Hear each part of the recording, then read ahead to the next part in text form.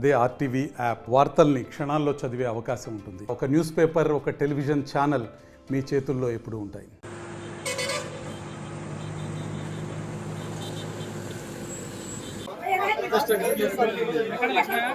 ఈ రోజున ముఖ్యమంత్రి గారి సందేశాన్ని వారి మాటల్లో మీ అందరికీ చదివి వినిపిస్తామండి. దయచేసి అందరూ కూర్చోండి. 2019కి ముందు భూమి రికార్డులు ఎలా ఉన్నాయి, ఇప్పుడు ఎలా ఉన్నాయో పరిశీలిస్తారు. సదస్సులకు రెవెన్యూ, అటవీ,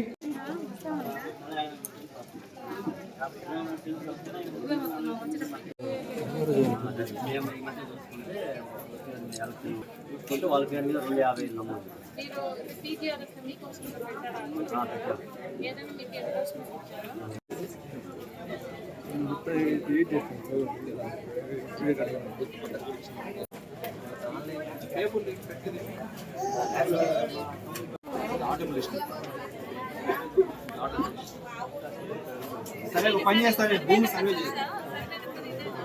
విలేజ్కి వెళ్తున్నాము, టీం ఆల్రెడీ వేసి ఉన్నాము.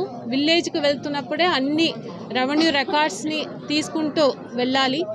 అదేవిధంగా ప్రజలు ఏదైతే వస్తున్నారో కొన్ని రెవెన్యూ సర్వీసెస్ని అప్పటికప్పుడే ఆన్లైన్లో ఫ్రీ సర్వీసెస్, నార్మల్ టైంలో వారు ఫర్ ఎగ్జాంపుల్ మ్యూటేషన్ కానీ సర్వేకు పెటిషన్ పెట్టుకోవాలంటే కొన్ని యూసర్ ఛార్జెస్ వారు పేమెంట్ చేయాల్సి ఉంటుంది. బట్ ఈ రెవెన్యూ సదస్సుల్లో అయితే గవర్నమెంట్ నుంచి వారికి ఫీజు పేమెంట్కు మినహాయింపు ఇవ్వడం జరిగింది.